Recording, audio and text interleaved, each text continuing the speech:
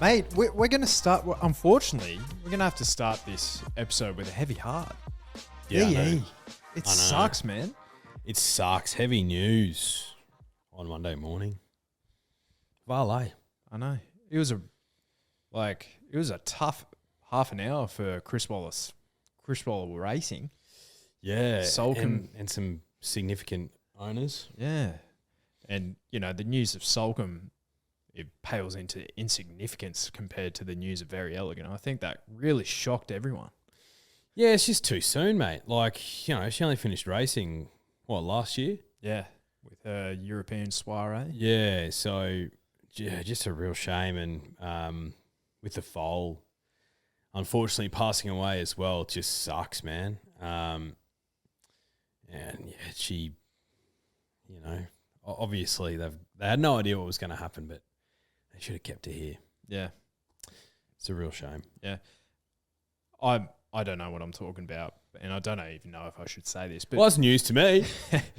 she was a really slender filly, really slender mare. It's like, are they the best breeding prospects? It's like there's only so much room. You know what I mean? Yeah. Oh, I guess you could say the same thing about all of them. To be honest, you could say the same thing about females. They come in all shapes and sizes. True. No, look, it's the same thing. I can't remember what it's called, but the same thing happened to Winx, where the foal was basically in the belly as if it was on all fours and with its head facing forward, and apparently that's the worst position for the foal to be in. So that's what happened to Winx the first time, and she was lucky to survive that ordeal. So, and which is why she had the year off being a broodmare. Same thing happened to Verry Elleegant, and unfortunately, it didn't work out for the best at all. Sucks, man. Sucks. Just sucks. Unfortunately, a part of the game, and I'm sure it happens more than we'd probably like to actually know. But yeah, I think so. It just sucks that a high-profile mare like Verry Elleegant had that happen. 11-time Group 1 winner, 10 different Group 1s, the Chipping Norton, now the Verry Elleegant Stakes twice. How would you remember VE? Oh, she's one of the best in our lifetime, mate. Just an absolute tenacious, just a warhorse. To win the Melbourne Cup and then first up, come back and win over 1,400 metres in a Group 1 the next prep in the autumn. It's just phenomenal. She's, I don't know if it was a Group 1 or if it was the Apollo Stakes, whatever, you know what I mean. Just that ability. Oh, mate, that Melbourne Cup win was breathtaking. Top-weighted mare. Just went to show that she was a world-class stayer. In a middle-distance horse's body. She just had a massive ticker, so yeah, terrible news. Yeah, she I think she won because she won the Winx first up. Yeah. So it might have even been that prep where she went from 1,400 to 3,200. Might have been. Yeah.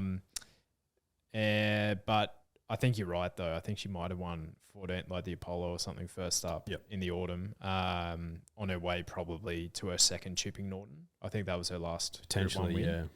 Yeah. The Caulfield Cups against the English Derby winner Anthony Van Dyke, she absolutely brained, incentivised probably the best Caulfield Cup winner that we've seen in recent memory. What else did she win? That Ranvet against Adabe. Yep, Ranvets. She won an Oaks as a 3-year-old filly. There's not much more she could have done. No, not at all. And she was a real princess as well. She apparently was just an absolute nut to look after and to ride.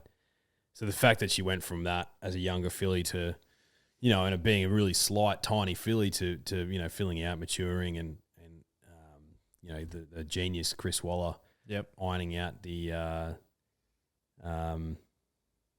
kinks and whatever. It's hard. Yep.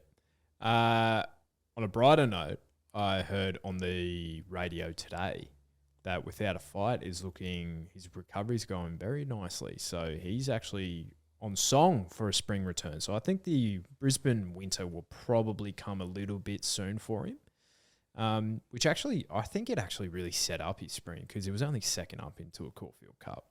Yeah, and he had that residual fitness.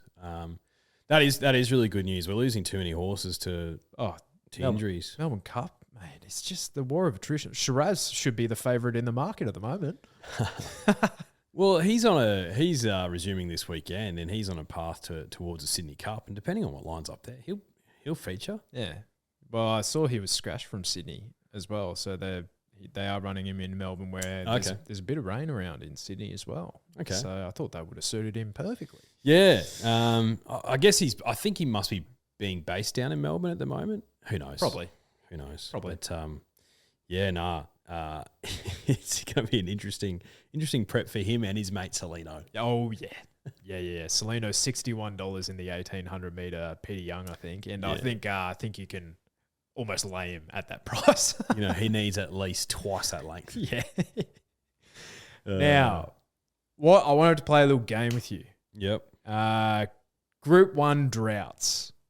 Yep. So I want you to try and guess the amount of days that it's been since these trainers, these jockeys, how many days in between Group 1 victories? Okay. All right. So I've got 5 for you. Yep. Lovely. And 1 you're gonna love. Okay. The first one, Kieran McAvoy. All right. So how many days between Group 1 wins for Kieran? Geez, I reckon it's been a couple of years for him. I couldn't recall exactly what his last Group 1 winner is, but I'm just going to go out there and say 700. Yeah. 700 days. 634. Okay. So the 2022 Doomben Cup on Huerta. Okay, yep. There you go. Good ride. Great ride. I was there. Zaki would have started, $1? Oh, talk about short price favourites getting beat. Yeah, he was vulnerable. Zaki has that vulnerable in him. When he had that he was very vulnerable. All right. What about the one that you raised a few weeks ago? Yep. Team Hawks. When's the last time that Wayne Hawks, John Hawks, and the rest of them got a Group 1 win? Okay, I know this one. I think it was Yearning in the 1,000 Guineas. It was 2021. Yeah. So we're talking. That's nearly 1,000 days, isn't it? 861 days. Yeah. Wow. It's a long time. It's a long time for what was a pretty, dominant stable. Pretty dominant stable. And so in last 5 years, right, they've had a Coolmore winner in Exceedance. They had Estajab win the Slipper as well. They're the stable you used to give your horses for those features. Yeah. Probably not at the heights of Waterhouse Bod and the Snowdens. No, but they're on the podium, I reckon. Yeah. They're running a flashing fourth. Not anymore, I don't think. Yeah. Chris Waller's taken that mantle. Yeah, it's a dry desert for the Hawks at the moment. Not a lot of scraps to go around. They talk a big game, though. Don't they? All right. Jai McNeil. We got a dog, Jai McNeil. He last won on Thunderstruck in the Toorak handicap, I reckon. 4 days prior, so 865 days. There you go. So it's been a big lot of outs for Team Hawks and Jai, and I think Jai actually rides a lot for Hawks as well. Geez, does the jockey need to change stables, or does the stable need to change jockeys? All right, this is the one I reckon you're going to love. The state of South Australia. Now, a South Australian trained horse. Okay. So it's either going to be Behemoth or G-Tra. It was Behemoth. Okay. So when did he last win the bloody... it was either the Memsey or the Ore or the Futurity. It was one of those. Are we talking 2021? Yeah. Yeah. Just have a pop of one of them. Okay. I reckon he went back-to-back. He went... No. Yes, he went back-to-back. I reckon it was the Futurity. And I reckon it was... 2021, so we're going back 3 by 365. Yeah, so that's 1,180 something days. It was the Memsey, so 907 days. So I actually went through and had a look at all I was like, okay, so they might snag a Victorian Group 1 here and there, but I can't really remember any really decent South Australian horses. And the reason why it was being talked about today on RSN was because Screeper and Cumin, they have 2 runners in the Oakleigh the Plate. Oakleigh Plate, and I think there might be one or two in the Blue Diamond as well. So Okay. it's like it's their best showing as a state in recent times, right?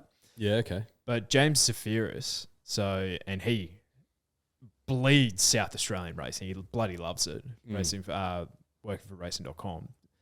He said, Behemoth back in 2021 in the Memsey. So I had a look.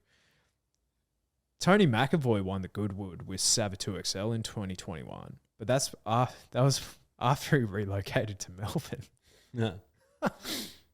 So, yeah, all of the South Australian Group 1s, Kieran Maher goes over there and wins all the derbies. Mick Price sends bloody Lombardo over there and he wins those races. They just win them for fun, the Victorian trainers. Oh, mate, and they send their B graders over there and they R&P, they rape and pillage. Oh, mate, it's an absolute joke of a state for racing when it comes to Group 1 racing. Well, they don't qualify. The good ones don't stay there. No, they don't. Sunlight, Geetra, Behemoth. Yeah, no. So they bloody should. Yeah, like it's an absolute waste of time. All right, last one. Craig Froggy Newitt. Oh, I'd be shocked if you knew this. last time he won a Group 1. Yeah. Oh,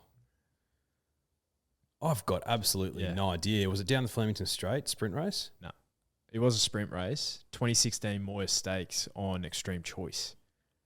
So he's 2,700 days in between drinks. And this is why I picked these two in the last two.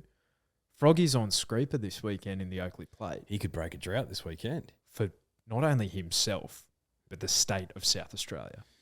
Froggy, they'll build a statue, just a giant frog at the front of Morpheville. You know who I reckon has been the undoing of like Froggy's career is like Damien Lane and Jamie Carr, because I feel like they kind of have taken over the best Mick Price Kent Jr. horses that for Group 1s, because I feel like he rode a ton for them back in the day. Yeah, he did, definitely. Well, if you're looking at Melbourne, like if you want a Group 1 jock, you're going to Mark Zara, you're going to Ollie, you're going to Damien Lane, you're going to Willow, you're going to Jamie Carr, Benny Mellon probably, all before you go to Froggy Newitt, right? Yeah. I've probably missed a few there, but he's not a rider where I look at the form guide and I'm like, let that one through to the keeper. Not at all. So it's just been a run of outs for Froggy, and he's like he doesn't necessarily get rides in the big races either. But like the best horse that he's probably been in association with in recent times is Lofty Strike, and he couldn't even get starts in Group 1s all that often. So can run on a bit. Well, now it's stud, so he'll be running on a fair bit. Yeah, be running on a lot. All right, let's get into it. There's 3 Group 1s on Blue Diamond Day at Caulfield. So the rail will be out 4 metres for the meeting. It's quite a mild day on Friday and on Saturday, and a bit of wind around. So I could maybe, and when I'm saying mild, I'm talking like 20 degrees. It'd actually be a cracking day to go to the track. I think you can actually get tickets for free this weekend, maybe. Well, there you go. So, you Melburnian or Victorian drifters listening, one of the big ins. You victims down there. Yeah, one of the big ins for 2024 was going to the track. Get your ass there. No excuses. I could maybe see an upgrade around the quaddy legs as there typically does at Caulfield, but, I can't remember. If it's sunny down there, bit of wind around, it'll get an upgrade even though it's quite mild, I'd say. Yeah, definitely. I hope we're playing on a genuine good 4. Because the hard good 3s, I find them difficult to play sometimes. Yeah, well, that's where your leader bias comes into it. And I feel like the lanes as well have much more of an impact, those closest to the rail when it's a really good track. So agreed. Let's pray for a nice track to bet on. Mate, let's have a look at one of the features, the Futurity Stakes. So 1,400 metres, Group 1, Way for Rage. I swear we had one of these with about all of these not too long ago. Brightside. $1.50. Hard run, quick CF4. Fell in. He he was dominant in that victory, even though the margin was, 0.1 of a length or whatever. He could be flat second up here. He could be. He could be, yeah. It's $1.50. Definite possibility that he's flat. But you know, am I prepared to look at any of these and say that they can beat him? Like, no. And it's $1.50. That's short and gross. Yeah. Not a betting proposition. No. But you'd think he just comes out and wins this, doesn't he? I think so. If he's come through that run okay, which you can trust the stable with this guy because, you know, we know he's a tough gelding. He gets better as the prep goes on. So I can't see him going backwards, surely. I don't think so. And like you look at this horse's last 12 months. 10 starts, 6 wins, 4 seconds. Like if he doesn't win, it's going to be there or thereabouts. Like barrier 5, 8 horse field. Craig's just going to get him in the right lane.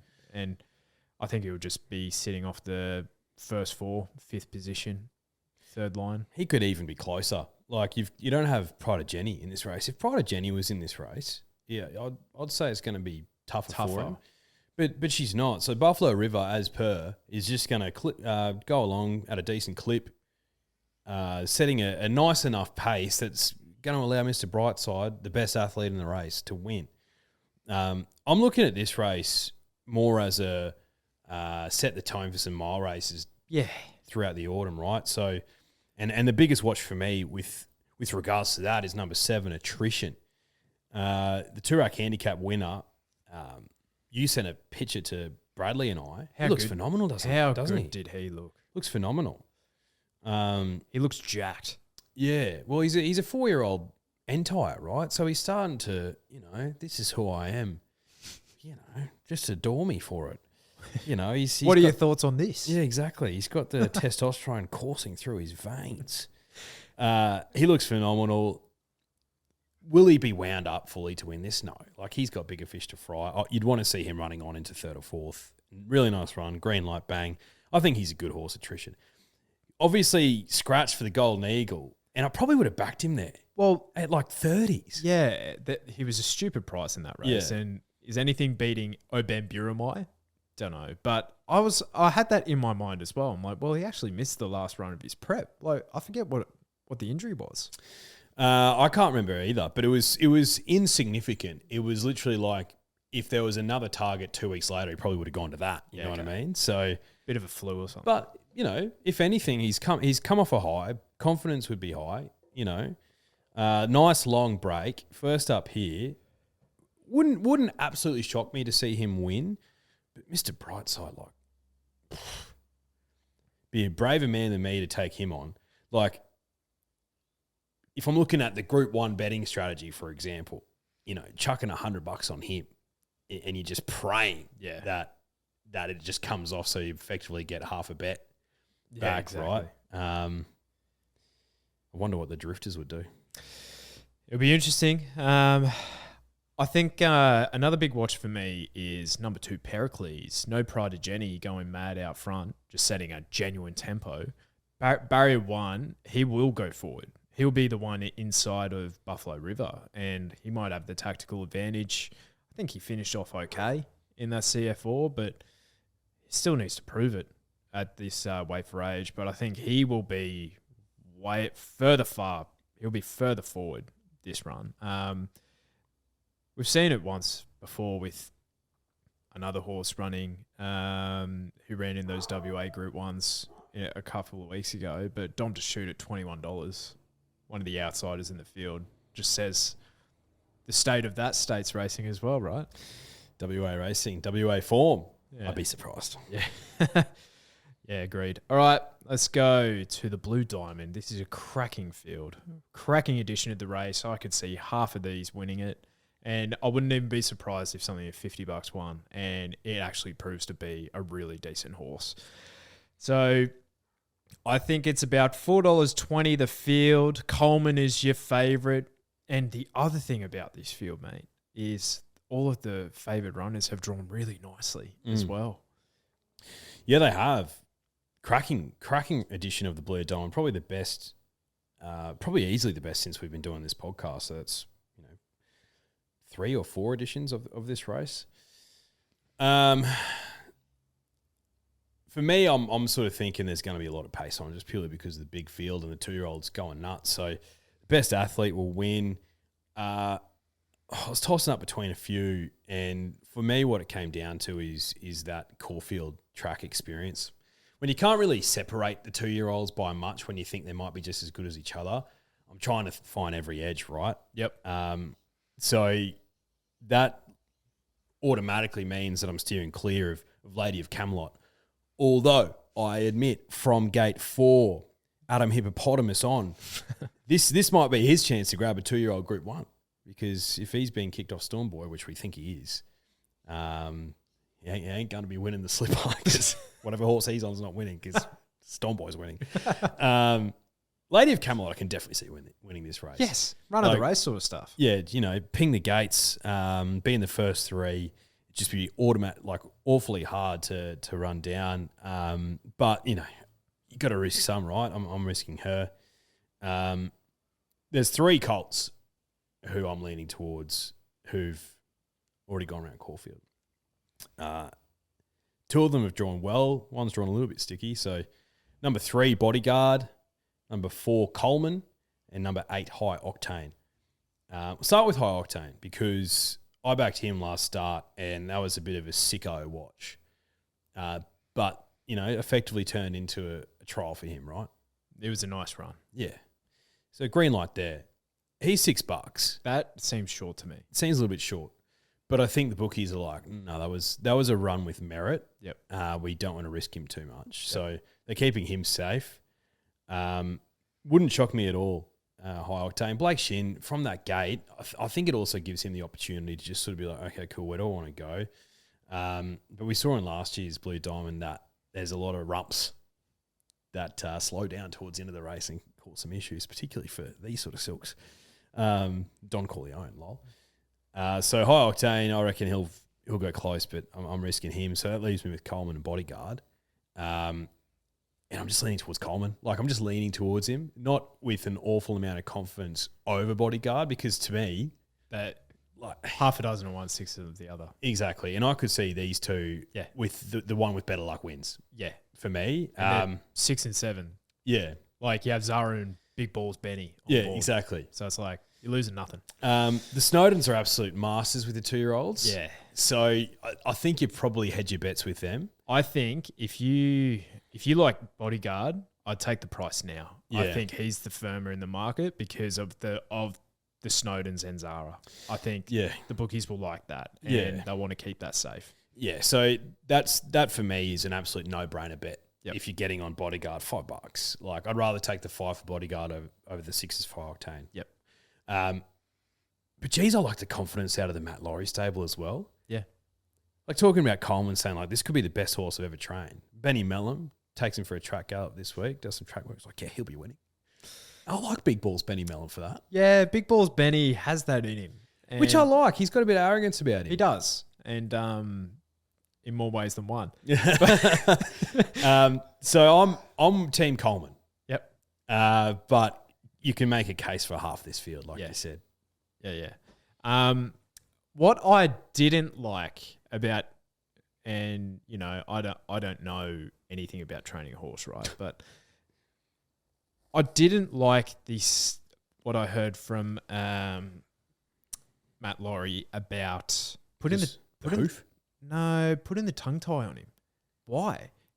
Because Blue Eyes asked him, mate, why have you put the tongue tie on this horse? He's like, oh, just in case. I'm like, what? I haven't heard that before. Just in case, big day, more pressure, sure. But if he hasn't done anything wrong yet in his track work or his race day, I'm like, oh, you're just kind of looking for something to go wrong? He might be playing his cards close to his chest. Sure.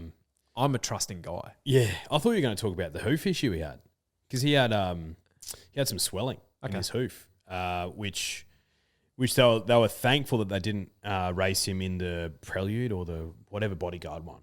They were thankful that they didn't race him in that, because if he came up with a hoof issue after that, they wouldn't have been able to race in this race. So, but they said he's absolutely fine. So I thought that might have been a little, because I know you're you want your horse to be 100% sound type operator. I am. Bodyguard for me. He picks himself. I'm loving what the Snowdens are doing at the moment. I think they're just in really good form, and there's no better jockey in Victoria than Mark Zara at the moment. Like Grand final jockey. Super Bowl Mark, Big Dance Mark. Like we've got Big Dance Mark versus Big Balls Ben. Yeah. Battle of the big balls. Yeah. Battle of the big dicks, actually. Yeah. But all right, let's go, I reckon, through this field, right? So Rue de Royale, you can have him. Yep. I could see Spywire winning. Yep. Like he was finished third to Stormboy. Bodyguard can win. Coleman, yes. Stay focused. From that wide gate makes it awfully tough, but he can still win. Yeah. Doubling down? Probably not. Probably not, no. Yeah. Now, Traffic Wardens. Interesting. I've got him in my numbers. I've got him running into fourth. He is a stupid price, this horse. I think, he's the son of Street Boss, so he's related to Anamoe. Anamoe! He only got out that last 50 in that Prost race. He just had, to me, Champagne Stakes written all over him. Futures? Well, we're talking about March futures soon. But he might have been one eye already checked out. So he's probably one for them. But $35, I wouldn't be shocked. High octane, yes. Yeah, you can win. Zesty Man at $91 is a huge price. It's a big price. Like in that millennium, he's only been beaten 2 lengths and he got way too far back. Way too far back. Barrier 8, cousin Declan on board. Fearless, right camp. Yeah, would shock. Fearless would shock. Hey, Yasugi, I think she's had her go. $20 is a big price for a filly that just keeps winning. Yeah. J Carr on. She wouldn't shock me. Yeah. Anisa wouldn't shock me at all. Yep. Peter Moody, Kat Coleman. Moody's a genius. Like her first up, she was too far back, but she ran on super nicely behind Coleman. Gate 5, D Lane. I reckon she might be the value play at $12. Okay. I think personally, she's done nothing wrong. And if you've got Coleman on top, then I understand your logic. I think Kuranagi is the better play at $17. Barrier 2, Hong Kong Brenton Abdallah on board. Flying in. Will Clarkin. So I think this would be Morphettville's or South Australia's other hope. She's not a bad filly. She's pretty good. She was in the quicksand on the rail last start when Hayasugi won. I think of the two, she's the one that you want to take out of that. And if they do fan like 2-year-olds can, she might just not go around one horse and be too good. She might be the shortest way home. She might be. Lady of Camelot, we know, can obviously win. We've already spoken about her. Matisse. Yeah, she's good. She's pretty good, but I think she'd have to be improved to be winning this. Flyer, In Her Eyes, and Ultimatum can have them. Do you know what is a reflection of where John McNeil's at in his career? Melbourne-based jockey. He's on a $126 shot in the Blue Diamond. Yeah. That's where he's at. Yep. Well said. All right. Oakleigh Plate.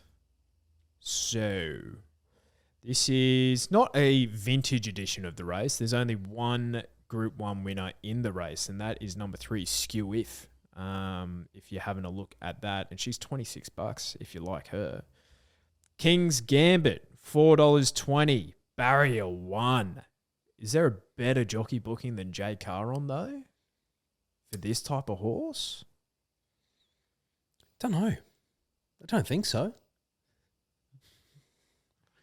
Look, J Carr, At 50 kilos. At 50 kilos? I think she is. Craig? Craig? I don't know. I feel like Craig can be a beater sometimes. Like against like this type of operation. Whereas Jamie, I feel like King's Gambit will be going around and he's like, he won't even recognise that there's a jockey on board. You could argue she's the right operator for a precocious colt like King's Gambit. I reckon you could mount that argument and a lot of people would be sitting there going, nodding along. Yeah. No, you make a fair point. This guy knows what he's talking about. King's Gambit Gate 1. Look, that's fine for him. You wanted King's Gambit to get top 5 barriers, with probably, 5-4-3 being the best. Yeah. But one's fine. Like, you're going to get put into the race, smother him up. It's better than 15. Like his race, can't remember if it was Randwick or Rosehill. Yeah. Just hug the rail for the young fella. Well, the thing is like they just gave that to him on a bloody platter. And, he brained the Coolmore winner that day, Osmosis. But he actually drew Barry 7 out of 8 that day. And Tommy's like, all right, I'll go here. But what he showed that day is he has a turn of foot that not many colts do. And of this 3-year-old bunch, which is at this stage pretty mid, he could be the best of them. Like if he goes around in that Coolmore, like all of his faults and like Goldilocks attitudes be damned, he could just be better, like if he figures it out. And I'm just, as I said, I'm in love with the Snowdens at the moment. Yeah. King's Gambit. The thing is though, like, keep your powder dry, drifters. Like, keep your powder dry. If he's in the mounting yard and he's behaving himself, and like he's going to sweat up. He's going to sweat up. If he doesn't, he'll win this by 6 lengths. Yep. If he sweats up a little bit, but he just behaves well enough, then you bet with confidence. And I wouldn't be surprised to see him absolutely jammed in by the syndicates, particularly after they listen to our podcast, because he could just be better. And but the thing is, like, you're putting your dick on the line with King's Gambit. I'm assuming you're putting him on top. He's my on top selection. $4.20. That's better than what the $3 was in futures markets. That is ridiculous sort of stuff. Because I'm at 50 kilos, mate. Like these that are only giving him like 2 or 3 kilos. They do not scare me at all. I'm only really getting a little bit toey when I go up to like Screeper at 55 kilos with Froggy on board. Like, I think the class is numbers 2, 3, 4, and then 15. I think it's a 4-horse race. Yeah, I disagree, but pretty much. Look, with King's Gambit, he's following in the footsteps of some other colts who've won this. So like Snitzel, he won an Oakleigh Plate. Fastnet Rock won an Oakleigh Plate. Right. So King's Gambit could be following that mold. Win this and then let's get this boy off to start as soon as possible. Yeah.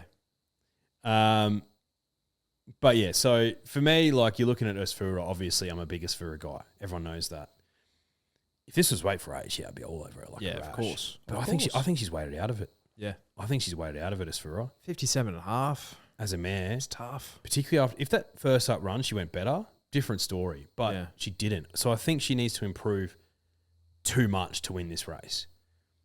Biggest for a guy, but I'll be happy if she wins, but she's not my on top selection here. Now, horse you missed, which I've got a lot of time for, is number 8, Benedetta. Sure. 53 kilos here, kept fresh for this. I don't think she was at her best in the spring. I think she's going to bounce back here, though. A lot of time off. 4-year-old mare, 53 kegs. Daniel Stackhouse has wasted away to ride her. She's drawn super well. I just think if she has that brilliance that she showed back in the autumn, particularly when she brained him down the straight at Flemington, if she brings a bit of that, I'm having some of that. 53 kegs, $9.50 with the good people at Ned's. Yeah. She's my on top selection. I can see your justification there. I just was really meh about her spring. She was plain in the spring. Because I looked at her when she went up to that top tier grade. I was like, she just didn't get the job done. And, in saying that, like, she's only been beaten 0.1 of a length of King of Sparta, who's going to bloody win the Quokka now. And, Vienna Princess, she was only beaten like less than 2 lengths there. That horse was the first filly home or the first mare home in the Golden Eagle. So it's like, I get it. 53 kilos. Yeah, she gets in pretty well, but I'm Team King. Yeah, This so weekend. fair. Yep.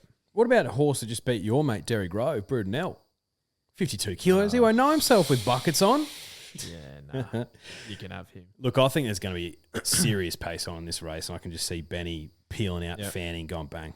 Yeah, I think Screeper is if you like Screeper, I think, Barry 13 I actually don't mind because they'll ride him a bit colder and then he'll just come down the track, come down the middle. If he's good enough, he'll just win. Skew If is, I think, the other one. If you like something at 20s or so, I think she's your girl.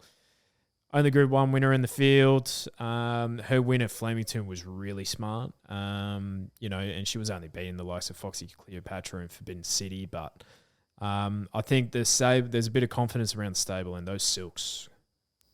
Airborne. All right, let's go to, I've got these written down. Race 3, the Angus Armanesco Stakes, the 1400 metre Group 2 for the 3-year-old fillies. I thought this was a tough little race, and you have Autumn Angel resuming. Yeah, so she beat Tropical Squall in the Ethereal. That was Caulfield Cup Day. And I think Tropical Squall started like a toxic $1.60 or $1.70. And both of us were like, what's going on here? Yeah, you can check the tapes. Yeah. We were keen on Autumn Angel, so everyone expected her to just go to the Oaks logically, but the Moody and Coleman camp said, nah, let's freshen up this filly. $3.10 for her is a little bit short, resuming over 1,400 metres, but I like her. So Autumn Angel for me, but it is a tricky race. It is, yeah, I agree. Autumn Angel on top for me as well. All right, race 4 is the Sedative Stakes, 1,200 metres, Group 3 for 3-year-old colt. Set weights, penalties. Brave Mead is your $3 favourite in this market. Deservedly so. He was a very impressive winner first up against the likes of King Colorado and Stepati. He was, yeah, and this is easier for mine. Yeah. So Barrier 11? Yeah, but it's an easier crop of horses that he's got to beat for mine. So I can just see him winning again, Brave Mead. I think you've missed one. What, Mahaba? No. And he's my guy. No, Pivot City down the bottom. Pivot City. Didn't I give this horse a push? Oh, mate. You fell into the Mick Price, I Michael did. Kent Jr., this thing's the best thing since sliced bread. Did win by 5 lengths on debut, though. And, he was only beaten 7 lengths to Archo Nacho, who he got sold to Hong Kong, actually. Did he? Yeah. So his first up run at the Valley, he's second up here. All dressed up, nowhere to go. Like, he was really, really solid to the line. Looked like there was a lot in the tank. Barrier 10 does stink, but Frosty on, he can navigate that. $8.50 at that price. I'm willing to have a little play there. Big price. Yeah. And Mahaba, I think around the same price, shown that he has a bit of talent. I think he's beaten Brave Mead before as well. Now, the Autumn Classic, race 5, Group 2 for the 3-year-old, set weights. There is a ton of horses that I don't know much about here, but there is one that I think is pretty smart. Love these silks for this stable. Trent Butson and Natalie Young, Immediacy, with Luke Curry on board. Tagaloa comes to mind. Muramasa comes to mind. Muramasa, friend of the podcast. So, this horse, 1,800 metres, right? Last start. Soft 5 at Sandown. There was 7 races on the card, and this was the second longest race on the card. And this is like one of my key form references. Amakura comes to mind. But so there was 5 races shorter on the day. His last 200 metres of the race was the 12th quickest of the meeting. So I think that screams that this this gelding, this horse has some pretty decent ability. Blinker's first time, barrier 3, Luke Curry, I could see him actually sitting a lot further forward. Now, what this horse can do, you could have hard in your mouth sort of stuff, because both wins, his only 2 career starts, he's been hard ridden from the 600. And he still has it's like it just takes him an eternity to figure it out and get going. So if that happens and you see Luke Curry give him a couple of slaps from the 600, don't be too worried about that. He's just chilling. Yeah. He needs to get into it. So immediacy for me. Yeah, I admit immediacy took my eye for a bit. I like Caracas in the OTI Silks. Went back and watched the replay of what he did at Pakenham, and he came from the back but absolutely rocketed home, and he looked like a horse who enjoy further. He's by shocking. So I think the 1800 metres is right up his alley. Zara on, gate 2, maybe ridden a bit more positively. $5. Yeah. Why not? Not awfully confident. No. The Peter Young, 1800 metres Group 2, weight for age. Gold Trip, $2.40 favourite on a potentially like a good 3 at Caulfield. I don't know. You can never really bet into Gold Trip with confidence, can you? What at $2.30? No. Like 25 career starts, 3 wins. A Melbourne Cup and, the Turnbull in there. So it's like, he's obviously got talent, but like, I don't know. I found it tough. Yeah. Look, I'd probably avoid him at that price in this race, even though I admit he could absolutely brain him. Number 7, Campionesso, is a horse I've backed before. Yeah. Didn't come up trumps. But I think she could run really well here. I'm prepared to give Foxy Cleopatra another go. Okay. She was in the worst part of the ground, I'd say, last start at Caulfield where Yonsei won. This dickhead wasn't on Yonsei. Up in distance, closer gate, hopefully gets, slightly better part of the track this time. Happy to jump on her again at $9.50, but, she could be proving to be a there or thereabouts horse, but doesn't quite get the jockeys. Well, her winning strike rate, 1 from 8 starts. It's getting counter areas for her. She ain't a maiden, though. Yeah, at least she's won one. And race 10 on the Caulfield card is the Mannerism. Group 3 for the 4-year-old mares, set weights penalties. Now, I swear I'm seeing double here because a lot of these went around last week. Yeah. Revolutionary Miss, Eternal Flame, Forbidden City. Yes, they did. Revolutionary Miss could just win again. But a horse was scratched from that race last week, Vagrant, number 4. And I was pretty wary of her in that race. So scratched, maybe safe for this because it's, stakes grade Group 3. So Vagrant for me, Revolutionary Miss. Look, I would have backed her that time when we were watching her at Bradley's place. And because I didn't, I can't back her now. Like it'd just be, if I backed her now and she didn't win, I just wouldn't be happy with myself. So I've just got to take her on. Yeah, fair. Eternal Flame is a sensational bet in this race. She was, didn't have anywhere to go, did she? Mate, held up near 500 metres, held up concluding stages. She was held up the entire bloody time. She still only lost by 1.5 lengths. Like, if she had got going at the same time as Revolutionary Miss, I think she has a far better turn of foot and she can sit midfield. Barrier 8, Ethan Brown, she can just go sit in that second wide line and hopefully get around Caulfield, which she's had one start there and brained them by 4 lengths. So she's the clear bet in the race for me. Foxy Cleopatra. What's her name? Eternal Flame. All right, let's go to Rosehill now. Sydney racing. There's some decent ones here. So Rosehill, it's currently rated a heavy 8. Now, there's a 32-degree day tomorrow, which will definitely fine things up. And then there's a 37-degree day on Friday, but then there's up to 10 mil, including a thunderstorm. Oh. So I'm kind of playing it where it'll be a soft track, I reckon. Rail is in the true, though. Now, the Silver Slipper Stakes. I love this race every single year. 1,100 metres Group 2 for the 2-year-old set weights. Straight Charge versus the stablemate Espionage. Any firm opinions here? I'm happy to sit back and watch this. I'm happy to watch this. I think Straight Charge is probably the bet if you want to dive in. But I want to see how Embassy goes. I want to see how Celerity goes again, the Godolphin thing, because I think she was just a bit immature last start, but she came home really nicely. Espionage, could win. So for me, happy to watch. Yeah, I think the way I'd play this, and I feel like the way that syndicates might play this as well is looking at the breeding of these two. So Espionage is our Zoo Star, and in Times of War, which is Street Cry mare, and then Straight Charge is a written by colt. Like Zoo Star has more runs on the board there. So, but Straight Charge is out of a I'm Invincible mare as well. So Could be fast. Could be very fast. Now the Parramatta Cup, 1900 metre listed race, handicap. My old mate Explosive Jack's back. He's back. $51. I've nearly fallen off my chair. I've done the form for this race before the odds came out.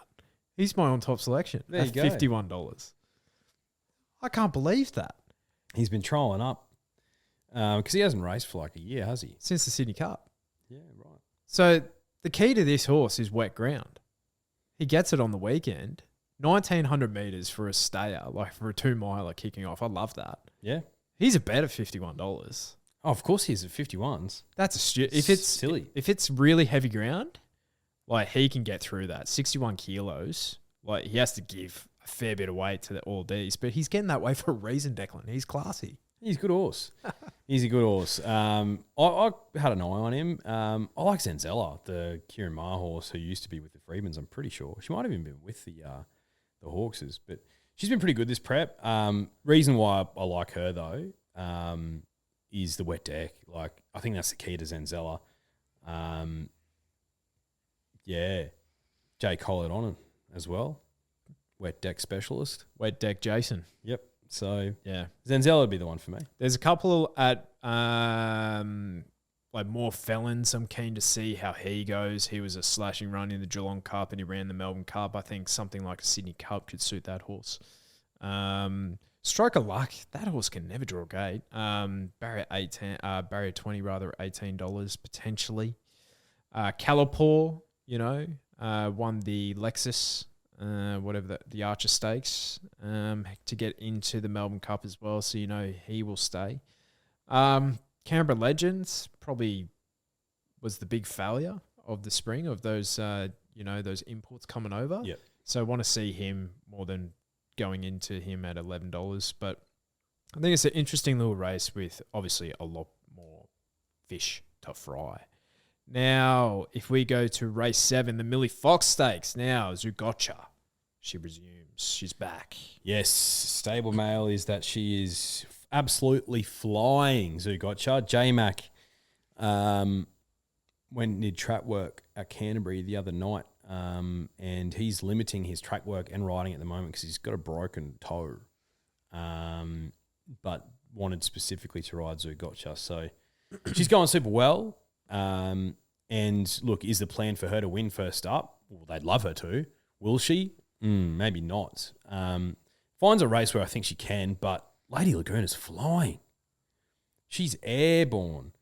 And from what we've seen of Lady Laguna as well, she'll get through a wet deck. Against 2-year-olds though. That's the thing I'm in the back of my mind. I think she's very good, Lady Laguna. She's come of age. I'm happy to work around her. $2.15 short for her. It is short. Vienna Princess is a big price. She is the clear bet in this race big for price. Me. First mare home in the Golden Eagle, as I said, 54 kilos. Like she's only won the one listed race, but she won the Silver Eagle, and she was 2 lengths off winning a Golden Eagle, which surprised me. It shocked me even. I think she's the clear bet in the race at $9.50. Kieran Oni gets on really well with this mare. So, yeah, she's the way I'll be playing this race for sure. Yep. I think she's a silly price, Vienna Princess. But I think Lady Laguna is probably going to be hard to beat, but she is a price in which I'm a bit wary of. And then, obviously, I love Zugotcha, so it might just be a race where I watch. And the other one as well, Madame Pomeroy. So she was, if you remember, first up in the spring, she nearly knocked off Pericles on a hard track. Now she is one that really does appreciate heavy ground. So if there is a bit of cutout, she could be the one as well. So I think in that quaddie leg to kick it off, you might have to have 4 or 5 there. Now the Hobartville. Now this is an interesting race. For 3-year-olds, Group 2, 1,400 metres. Kitty Cat Tom. I saw in some earlier in the week in the futures market for this, he was $2.30, and now he's $3.30 post acceptances. Like, who's jumping into that price? Silly. And like he was okay first up. Like came home strongly, but that didn't suggest to me that he's ready to rock and roll over 1,400 metres. Rosehill Guineas, mate. Yeah, that's not his grand final. This race isn't his grand final, sorry. And if you look at his last prep, right, he didn't win. Well, he won first up over 1,300 metres. Shocked everyone. It shocked everyone. And then he goes third over 14, third over 16, second over 18, brains him over 2,000 metres. Like Kitty Cat Tom isn't doing his best work until at least a mile, I think. Yeah. So I think $3.30 for him is toxic in this race. You see it. You're watching him to run on. You're like, oh, great run, Tommy. Kitty Cat, I'll get you next start. For me, the bet in this race out of the Matthew Dunn stable, and he is flying at the moment. Number 11, Fukubana, mostly because of the name. But no, Matty Dunn's flying. This guy was great up in Doomben. Here, our home turf. Yeah. He was phenomenal. He was bloody short. On a career day. So you'd hope so. On a career day, dead right. He's got an incredibly high opinion of this horse, Matthew Dunn. Interesting that Nash isn't riding because Nash loves Matthew Dunn and Matthew Dunn loves Nash, but Nash is like, bro, I've got Kitty Cat Tom, so... Mate, he wants to keep that ride for the prep. 100%. But loses nothing with J-Mac. Like, Nash said that Kitty Cat Tom's potentially the best horse he's ever ridden, which is a wild statement. It is a wild statement. It makes me excited because I love Nash and he's hot. So Fukubana at $9, like that's a throw at the Yeah, stuff for me. it is. But I think a lot of people would have seen that horse go like, who? Yeah. So you were very well found. Well done. I've done it again. Ducass, my old mate. Think the key to this horse, I have a feeling, is Midweek grade? Yeah, maiden grade at Warwick Farm. Hey, he's better than that. He brained him by 2.5 lengths. Look, we own a horse that hasn't won a maiden, so that's fine. Hey, he won't win at Warwick Farm, I'll tell you that for free. But I think Tommy Berry on and soft ground for this horse. I feel like that could be the making of him. And confidence up after that testing maiden victory for Ducass. But I think, again, you're either taking Kitty Cat Tom one out in the quaddie or are you going 4 or 5 again? Yeah. Number 7, Celestial Legend. I'm waiting for this horse to do something. Yeah, well, I think we might talk about him for like a round with Guineas or in the futures preview as well. Yep. Now, I think that might be it actually. Yep. I think that is. I think it's a good weekend of racing, mate. Phenomenal. Yeah. Phenomenal. Who are you most looking forward to seeing? Blue Diamond? That's the race I'm most excited for. Yeah, the Blue Diamond. Because, like, I've tipped Coleman on top with zero confidence. So, in a race like that, you're just happy to watch it and whatever happens, happens. And I think this Blue Diamond crop could be a crop where they go on and do something. Like the Artorius year. Artorius and Mo obviously went on to be really good horses. Hey, ingratiating? Look, if you're looking for something to win your bloody Group 3, yeah, which is good. Ingratiating's that horse. So yeah, I think we'll see a few of these horses over the next couple of years, which is good. I wonder who ran 4th in that Blue Diamond. Let me have a look. I reckon that was 2021. I reckon it might have been Ingratiating. Let's have a look. No, I reckon Ingratiating beat home. Yeah, he did. He beat home Anamoe that day. Okay. Finance Tycoon. Yes. General Bow. General Bow. Do you remember who started the $2 favourite that day? Absolutely no idea. And I was potting her before the race. Also because of the stable at the time that was training her. Entha. Where are they now? Construct, Jigsaw, Wolves, Hitotsu finishing 10th. Fascinating. Arcaded, Abseiler, Pegasi, Jimby, Dosh, Marine. Marine won. Didn't start. Fascinating. Hitotsu, that's a red hot diamond. That he wasn't a 2-year-old though. Clearly, Well, clearly though, he had some talent enough for them to be like, as a 2-year-old, let's take him to a blue diamond. He must have been showing him enough. yeah. Can't wait for his progeny.